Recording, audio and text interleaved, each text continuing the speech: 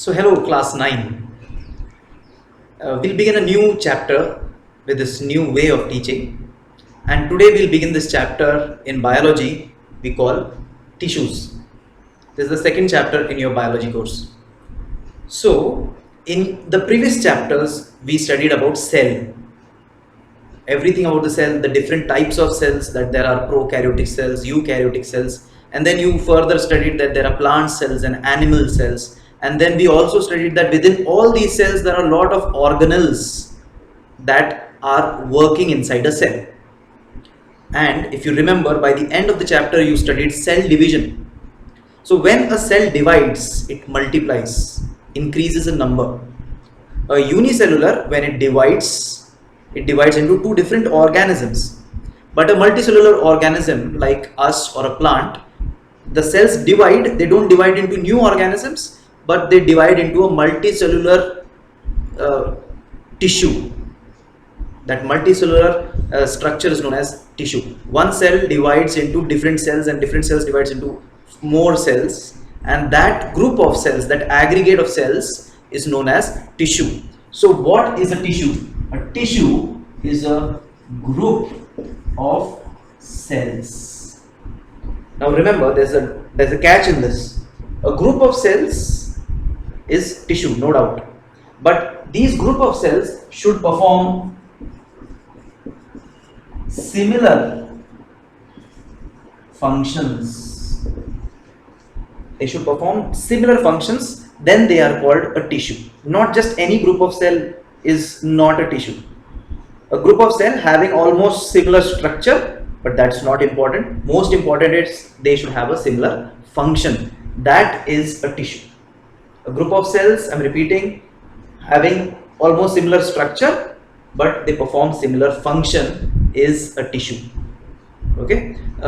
See, there are, depending upon whether one cell performs all functions or not, organisms or tissues can be called differentiated, or you can also call them undifferentiated. Now, what do these two terms mean? Differentiated tissues means where there are large number of cells, yes, and then there are different groups of cells performing different activities. Like in our body, we have the cells inside our brain, they are performing one set of activities that my muscle cells are not performing. My muscle cells are performing such activities that my brain cells are not performing. The cells, the tissues, or the group of cells inside my liver is performing some functions that my heart cells are not performing. So you see, there is division of labor. Different groups of cells are performing different functions. So I should say different tissues are performing different functions. There are tissues in my brain performing different functions. There are tissues in my heart performing different functions. There are tissues in my muscles performing different functions. So where you have division of labor, there we will say the organism or the tissues are differentiated. Differentiated means different tissues performing different functions. Okay, and whatever functions these tissues perform, they become specialized in them. My muscle cells are specialized in moving my hand, so they are specialized in that. My brain can't do that, but my brain cells, because they are performing the complex functions of transporting or transducing signals from one place to another, so they are specialized in that function. So usually differentiated tissues are specialized tissues. So another word for differentiated is specialized. Whereas this word undifferentiated means it is mainly for unicellular organisms, not for tissues. Tissues are not undifferentiated. Undifferentiated means where there is no division of labor. Different, like in this case we saw that different groups of cells are performing specialized functions. They are not mixing up. My brain cell is not doing respiration. My brain cell is not doing contraction and expand and relaxation like my muscles. So in this case we call them specialized or differentiated because they are doing separate functions. But here there may be unicellular organism where there is only one cell, or maybe a multicellular organism no problem, but there is no division of labor. There is no different works performed by different groups of cells. So all cells are doing everything. All cells are doing everything. Such a group of cells is known as undifferentiated. And if they are doing everything, they are not specialized in one particular task. So we call them unspecialized. Unspecialized. So get the meaning of these two terms. Differentiated means where the cells or the groups of cells are performing only a specialized task. They are not performing everything, every function that happens in the body. So because they are performing a single task, they have become specialized. And such tissues, such an organism is known as a differentiated tissue or a differentiated organism. In our body, most of the tissues, or actually I should say all of the tissues at the mature stage, are all differentiated. Whereas if you see lower organisms, simple organisms like all the unicellular organisms like amoeba, bacteria and other things. Otherwise, even multicellular organisms like porifera. Poriferans are organisms in the oceans, in the seas. They are multicellular organisms, but they are undifferentiated. They have a lot of cells, but there is no division of labor. So they will be called undifferentiated. Do they have tissues? No, they don't have tissues, but they are multicellular. They have groups of cells. They have a lot of groups of cells, but all are performing all functions, so we'll call them, they are undifferentiated. Okay, so the main term that we have to see or we have to study is this division of labor. So division of labor is important. In multicellular organisms, higher multicellular organisms, there are tissues that are performing single tasks or different tissues performing different tasks, and that is what is known as division of labor. Tissues allow us division of labor. Tissues allow, in any organism it allows division of labor, and if there is a division of labor, the organism becomes specialized. Right? Are you with me? Now, if we further go and see,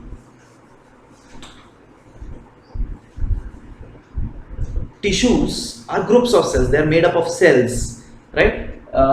And in our previous class, we have already studied about plant cells and animal cells. So, if there are plant cells and animal cells, a group of plant cells performing similar functions will be known as plant tissue, and a group of animal cells performing similar functions will be known as animal tissues. So, will the animal tissues and plant tissues be alike, be the same? No, because the cells are not the same. Then how can tissues be the same? So animal tissues and plant tissues are different. So let's see an overview.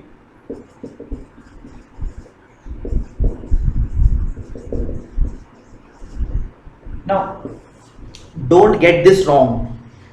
These are animal tissues and plant tissues, not animal cells and plant cells. So when you are asked to differentiate between animal tissues and plant tissues, please do not write about cell wall is absent, here cell wall is present, here all those difference between animal cells and plant cells, please don't write here. They are differences between plant cells and animal cells. Here we are talking about animal tissues, a group of cells. How are they different from groups of cells in plant? So let's see the major differences. There are a lot of differences. We'll just see one or two, a few differences between the plant cells and animal cells.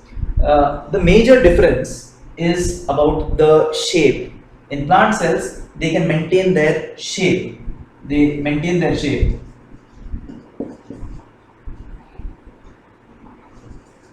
How do you think they maintain their shape? Because we studied in the previous chapter that plant cells have their own cell wall, and cell wall actually is rigid. So whether outside you give a hypertonic solution or hypotonic solution, the cells will approximately maintain their shape. They will retain their shape. Sorry, I've written it in the wrong place. It should be here.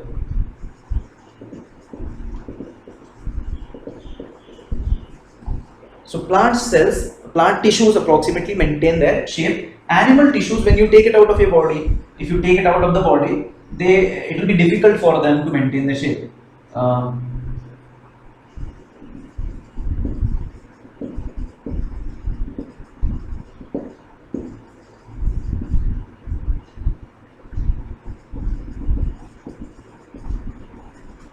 difficult to maintain the shape outside the body, because outside the body you can provide them with hypertonic solution or hypotonic solution. The shape will change depending upon the medium. The shape will change in animal cells, because animal cells do not have a proper they do not have a cell wall, in fact, right? So animal cells do not have a cell wall. If you keep them in a hypotonic solution which does not have any salt concentration, like a distilled water, if you keep animal cells in distilled water, they will swell up to a level and then they'll burst.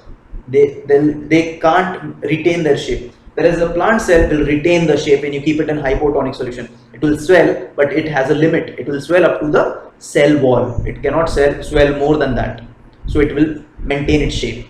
If you keep it in a hypertonic solution, animal cells, you'll see, will lose their shape. They will be shrunken. In plant cells, when you keep in hypertonic solution, you will see plasmolysis. You will not see the shape change. The cell wall will retain the shape, but the cell contents will shrink. So that you've already studied in your previous class. Then animal tissues have the capability of growing. Usually they retain the ability of growth. Usually most of the tissues in animals retain the property of growth. Means if I damage my skin, that part will come back. The skin cells will produce more skin cells, and then that wound will be healed. But in plant cells, when the plant cells mature, the plant tissues mature, they lose the capability of growth.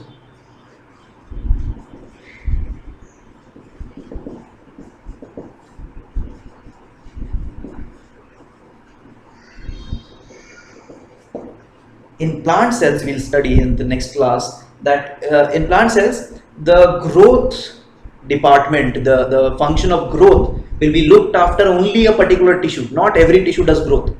Only a particular tissue looks after into growth. That's why if you see in animal tissues, our growth is proportionate. Proportionate means both my hands are at different locations, but their length will be the same. Both my ears are at the different directions, but their shape is almost the same. My legs, the length of my legs are almost the same. So we say animals have proportionate growth because almost of the tissues retain the property of growth. Whereas a plant, if you see, the branch towards the left may not be equal in size to the branch on the right. So that way, a plant does not have proportionate growth, does not show proportionate growth. Plants have a limited growth at different locations. Okay, so major differences in plant cells and animal cells are these, and we will begin with the plant tissue first. Let us study the plant tissue first, and then we'll go on to the animals. One more point you can write down or differentiate is, in plant tissues, majority of the plant tissues are dead, but there are many tissues living also. So plant tissues may be dead or living.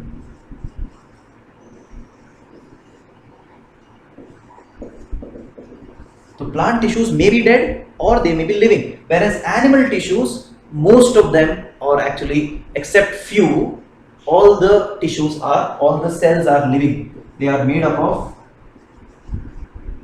living tissues. So plant tissues may be living or dead. There are many tissues in the plants that are dead, made up of dead cells, but still they play an important role in plants. We'll see in the next class. Whereas in animal tissues, majority or all of the cells are living. All the tissues in the animals are living. So that's all for today. Understand this differences between plants and animals. Go read it through your book, read it from any other source also. Try to gain knowledge about it, about the differences between plants and animals, and about differentiated and undifferentiated tissues. And then we can proceed to our next topic, which will be plant tissues. So we'll go into plant tissues and see in detail. Till the next class, keep safe.